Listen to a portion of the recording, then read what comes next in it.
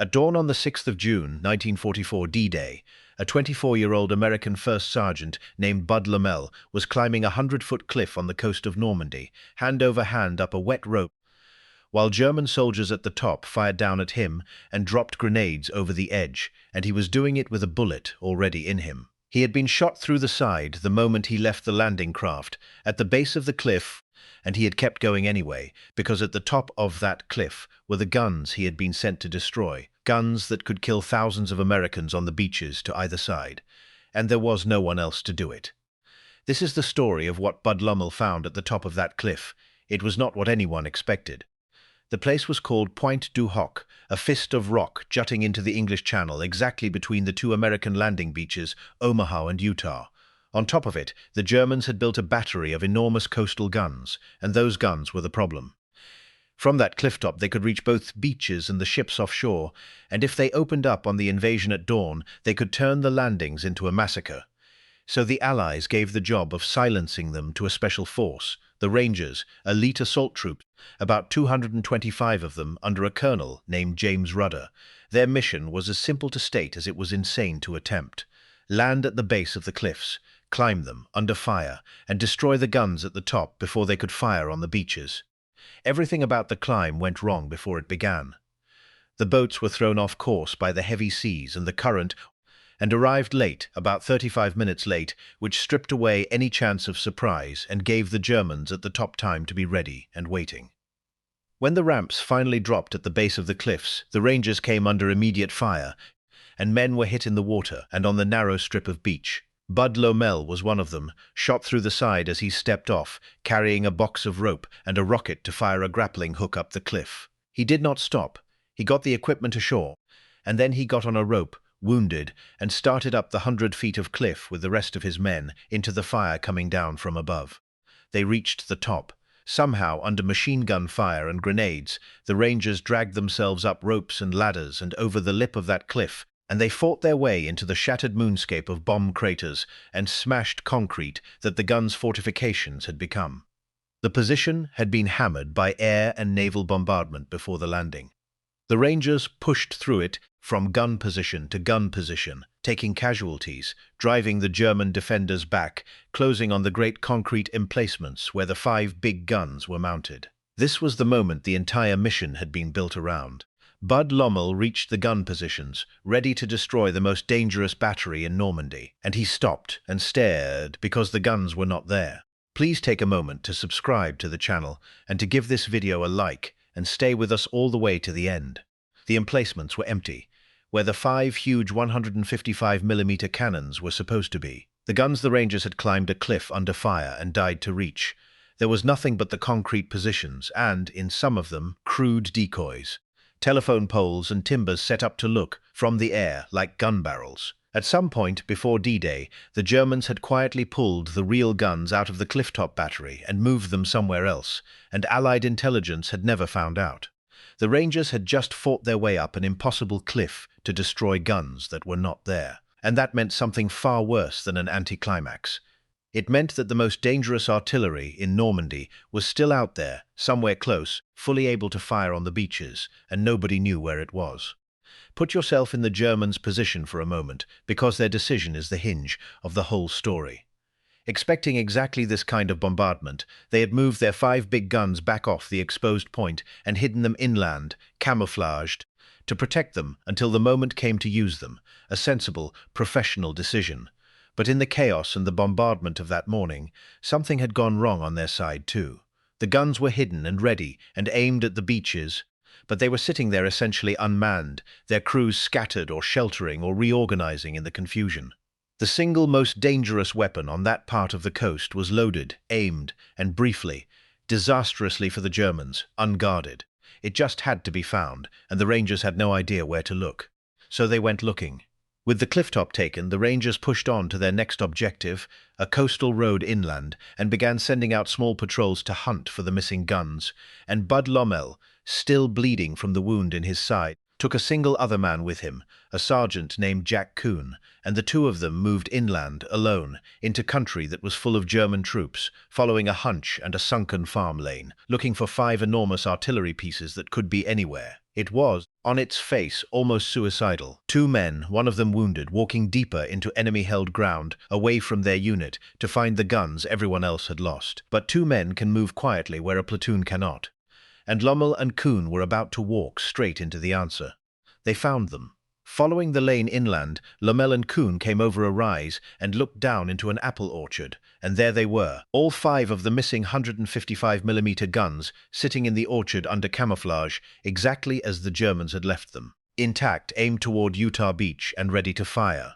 And nearby, close, maybe 100 yards away across a field, was a large group of German soldiers, the gun crews and others, gathered together, apparently getting their orders, on the point of manning those guns and opening fire on the invasion. Bud Lomell was looking at the guns that could still wreck the landings, unguarded for another few minutes, with only one other man beside him. What he did next in those few minutes is the reason his name is remembered. He moved fast, because he had only minutes. Leaving Kuhn at the edge of the orchard to cover him and watch the Germans in the field, Bud Lomell slipped in among the 5 guns alone. He had thermite grenades, incendiary grenades that burn at tremendous heat, and he used them the way they were meant to be used against artillery. He set them on the moving parts of the guns, the traversing and elevating mechanisms, where the intense heat would melt the metal and weld the parts into a useless mass. He worked his way from gun to gun, disabling them, and he smashed the delicate aiming sights with the butt of his rifle so they could not be repaired or aimed. He was one wounded man, in an orchard, quietly destroying the most dangerous battery in Normandy while its crews stood 100 yards away, unaware. He ran out of grenades before he ran out of guns. Lomell had enough thermite to disable several of the guns, but not all 5. So he and Kuhn slipped back out of the orchard, went back to the other rangers on the road, gathered up every thermite grenade the rest of the men were carrying, and Bud Lomell went back into that orchard a second time to finish the job. He destroyed the remaining guns the same way, burning out their mechanisms one after another until all 5 of the great cannons were wrecked beyond use. Around the same time, other rangers found and blew up the battery's stockpile of ammunition with an enormous explosion.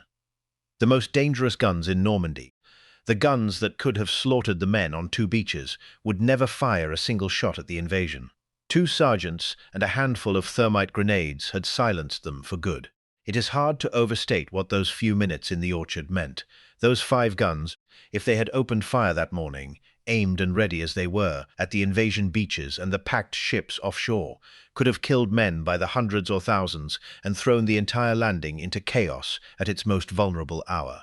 Instead, because one wounded first sergeant refused to accept that the guns were simply lost and went and found them and destroyed them by hand, they never fired at all. The Rangers had been told their cliff assault was close to a suicide mission, and for many of them it was. But it worked, not in the way anyone had planned, but in the way that actually mattered. The guns were dead, and it was still early in the morning. By around 9 o'clock that morning, with the guns destroyed and the cliff top and the coast road taken, the 2nd Ranger Battalion had become the first American unit to complete its D-Day mission. But their fight was very far from over, because taking Pointe du Hoc turned out to be far easier than holding it, and the next 2 days on that clifftop would cost the Rangers more than the climb ever had. And to really understand what these men achieved, and who Bud Lomell was, we need to step back from the orchard and look at the whole picture, at the invasion they were part of, at why those guns mattered so much, and at the unlikely young man from the Jersey shore, who climbed a cliff with a bullet in him to go and find them. Stay with the Rangers on that clifftop, because the part that comes after the famous climb is the part that is usually left out, and it is brutal. If this is the kind of history you want told in full, the parts that don't fit on a monument, subscribe, because that is exactly what this channel is for. Having taken Pointe du Hoc and destroyed the guns, Rudder's Rangers now had to hold the position against a German army determined to throw them back off the cliff into the sea. For roughly 2 days, the survivors clung to that shell-torn point, beating back counterattack after counterattack, low on ammunition, food and water, cut off, with reinforcements slow to arrive. It was, in many ways, harder than the climb, and it was devastatingly costly. Colonel Rudder's force had gone up those cliffs roughly 225 strong. By the time they were finally relieved, about 2 days later, only around 90 of them were still able to fight. The rest had been killed or wounded taking and holding that clifftop. Bud Lomell himself kept fighting through it, wounded, until the position was secure. Years later, remembering the men he had led up that cliff and how few of them were left, he put it in the plainest possible words. "I lost half my guys," he said. "Behind the triumph of the guns in the orchard is that harder, sadder arithmetic. A battalion of elite soldiers, cut roughly in half to take and hold one fist of rock on one morning of the war." Bud Lomell survived Pointe du Hoc, and he did not stop there. 6 months later, in the frozen nightmare of the Hurtgen forest, he and the 2nd Rangers were handed another brutal objective, a bold, deadly hill known as Hill 400, and Lomell distinguished himself again, earning a Silver Star for his leadership in taking and holding it, before he was finally badly wounded and evacuated. He was given a battlefield promotion from sergeant to officer, and he came out of the war one of the most decorated Rangers of them all. But he almost never talked about any of it afterward. Like so many of his generation, he came home, put the war away, and simply got on with an ordinary life, which is exactly why the world so nearly forgot what he had done on that cliff. So who was Bud Lomell? This man, a great historian, would one day rank second only to Eisenhower for the success of D-Day. To understand him, and to understand why 5 guns on a cliff mattered enough to spend a battalion on, we need to pull the lens all the way back to the enormous gamble of the Normandy invasion itself, to what Pointe du Hoc really was, and why it terrified the Allied planners, and to the young man from the New Jersey shore who was, by any measures, an ordinary American right up until the morning he became something else. This is the context that the cliff and the orchard sit inside. On the 6th of June 1944, the Allies launched the largest seaborne invasion in the history of the world. Code-named Operation Overlord, it put roughly 150,000 American, British, and Canadian troops onto 5 beaches along 50 miles of the Normandy coast in a single day, in a gamble that would decide the fate of the war in the West. The 2 American beaches, code-named Omaha and Utah, sat at the western end of that 50-mile stretch, and between them, jutting out into the channel, was Pointe du Hoc. Whoever held that point held guns that could fire on both American beaches at once. It was, for the Allied planners, one of the single most dangerous positions on the entire invasion coast, and dealing with it was one of their hardest problems. The guns on Pointe du Hoc were 5 155mm cannons, large-caliber artillery, with a range of 10 to 15 miles, more than enough to reach both landing beaches and the vast fleet of ships supporting them. Allied aerial photographs showed them emplaced in concrete atop the cliffs, and the planners concluded there was no way to neutralize them from a distance with certainty. They would have to be taken and destroyed by hand, by men on the ground, at the very start of the invasion, which meant someone had to climb the cliffs. The job went to Colonel James Rudder and the 2nd Ranger Battalion, and the men were told plainly what they were being asked to do. A mission many of them regarded, quite reasonably, as very close to suicide. Scaling a defended 100-foot cliff at dawn is not something armies are supposed to be able to do at all. And Bud Lomell? He was, before all this, an entirely ordinary young American.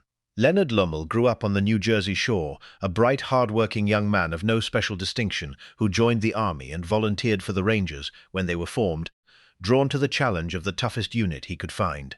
He rose to First Sergeant of D Company through sheer competence and grit, the kind of steady, dependable non-commissioned officer who is the backbone of every good unit, but who rarely makes the history books. Nothing about him announced that he would end D-Day ranked by a serious historian just behind the Supreme Allied Commander. He was simply a good sergeant who, when everything went wrong and the guns were missing and the mission was falling apart, decided that finding them was his job, and went and did it. So hold the whole picture now, the greatest invasion in history, hanging on 1,000 small things going right, a fist of rock between 2 beaches, topped with guns that could have turned the tide back into the sea, a near-suicidal cliff assault that reached the top to find the guns gone, and one ordinary first sergeant from the Jersey shore who, wounded, went and found them and destroyed them by hand. Knowing the scale of what was at stake, the quiet enormity of what Bud Lomell did in that orchard comes into focus. He was not supposed to be a decisive figure in the Second World War. He just refused to let 5 guns he couldn't see kill the men on the beaches. And history noticed. Decades after the war, the historian Stephen Ambrose, who interviewed Bud Lomell and studied D-Day as closely as anyone ever has, delivered a verdict that stunned people who had never heard Lomell's name. Of all the hundreds of thousands of men who took part in the D-Day invasion, Ambrose wrote the single individual most responsible for its success, other than General Eisenhower himself, was First Sergeant Leonard Lomell. Think about that. Not a general, Not an admiral, not a famous commander, a first sergeant from New Jersey, because of what he did with a handful of thermite grenades in an apple orchard before 9 o'clock in the morning. When the writer Tom Brokaw profiled the men of that generation, he gave Bud Lomell an entire chapter, and still, most Americans have never heard his name. Because Bud Lomell did what his whole generation did. He came home and lived a quiet, decent, useful life, and let the war recede. He went back to the New Jersey shore, went to law school, and became an attorney in the town of Toms River, a respected local lawyer, a family man, a pillar of his community, the kind of man you might have hired to handle your will without ever dreaming what his hands had done on the morning of the 6th of June, 1944. He lived a long life, carrying his war quietly, and he died in 2011 at the age of 91. For most of those years, the man a historian had called the most important American on D-Day after Eisenhower was known to his neighbors simply as Bud, the lawyer down the street. First Sergeant Leonard Bud Lomell of the 2nd Ranger Battalion, the sergeant from the Jersey shore who was shot leaving the boat and climbed a 100-foot cliff anyway, who reached the top to find the guns gone, who walked alone into enemy country and found them in an orchard and destroyed them by hand, and who then helped hold that cliff top for 2 days while half his men fell around him, was one of the men who made D-Day work. He came home, practiced law, raised a family, and told almost no one. He died at 91. Somewhere the descendants of the men who came ashore on Omaha and Utah beaches that morning, men who were never torn apart by 5 155mm guns, are alive today, and most of them will never know his name. The plan said the guns were on the cliff, and the plan was wrong. The intelligence said, destroy the emplacements, and the emplacements were empty. Everything the mission was built on fell apart. The moment the Rangers reached the top, and D-Day succeeded on that stretch of coast anyway, because one wounded sergeant looked at an empty gun position and did not shrug and call it someone else's problem. He went and found the guns. That is the whole difference in the end between a plan and a victory. Someone who, when the plan collapses, decides the mission is still theirs, and goes and finishes it by hand. Bud Lomell came home and lived quietly, and the country very nearly forgot the most important sergeant of D-Day, which is exactly why places like this matter. If your father, your grandfather, your great-grandfather, anyone in your family landed on D-Day, or served with the Rangers, or came ashore at Normandy in any role, leave their name and what they did in the comments below. Don't just leave the name. Tell us one thing about them. One thing they did or said, or one thing you remember. The men who did the impossible before 9 in the morning and then never spoke of it deserve more than a footnote. They deserve to be remembered as people. Subscribe if you want the next story. There are more of them.